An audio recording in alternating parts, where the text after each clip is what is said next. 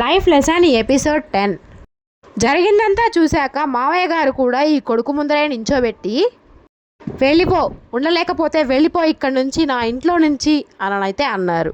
ఇదంతా మనసులో పెట్టుకొని ఏడ్చుకుంటూ రైల్వే స్టేషన్కి అయితే వెళ్ళారు ఆ కొడుకు కోడలు. సరే, పెళ్లి ముగించుకొని ఇంటికి వచ్చాక ఆ కోడలు ఇంకా ఇంటికి రాలేదు. కొడుకు కూడా తీసుకెళ్ళి వాళ్ళ అమ్మ వాళ్ళ ఇంట్లో దిగబెట్టేశారు. ఇంకా వాళ్ళ అమ్మ వాళ్ళ నాన్న, ఆ అమ్మాయి వాళ్ళ అమ్మ నాన్న ఇద్దరు ఇంకా నువ్వు వెళ్ళొద్దులేమ్మా, ఇక్కడే ఉండిపో అనైతే అన్నారు. 2 రోజుల తర్వాత జరిగిందంతా తెలుసుకుని రియలైజ్ అయ్యి వస్తారేమో అనుకుంది ఈ కోడలు. కానీ ఇంకా బలుపుతో కొంచెం కూడా ఒక మెట్టు కూడా దిగకుండా అస్సలు బతిమలాడడానికి కానీ పిలుచుకెళ్ళడానికి కానీ ఎవరూ రాలేదు. ఈ కొడుకు ఆ కోడలి బాధ చూడలేక వెళ్ళిపోదాం రా మన ఇంటికి అనైతే అన్నారు. లేదు, నేను రాను, వెళ్ళిపోవన్న వాళ్ళ ఇంట్లో నేను ఎలా ఉంటాను అనైతే ఈ కోడలు అన్నది. తర్వాత ఏం చేయాలో అర్థం కాక ఆ మామ ఎవరైతే అన్నారో వాళ్ళు వాళ్ళ అత్త ఇద్దరూ కలిసి, వాళ్ళిద్దరూ రాలేక ఆ మొహం చెల్లక వాళ్ళ తోటి కోడలైన ఈ అమ్మాయి చిన్నత్తయ్యనైతే పంపించారు.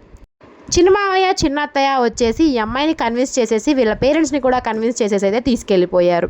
సరే, ఇప్పటికన్నా మారుతుందా అత్తయ్య అంటే అస్సలు తగ్గేదేలే, నేనైతే మారను, మంచిగా ఉన్నట్టు నటిస్తాను అంటుంది. నలుగురు ఉన్న ఇంట్లో ఇద్దరికి వంట చేస్తే ఎలా ఉంటుంది మీరు చెప్పండి?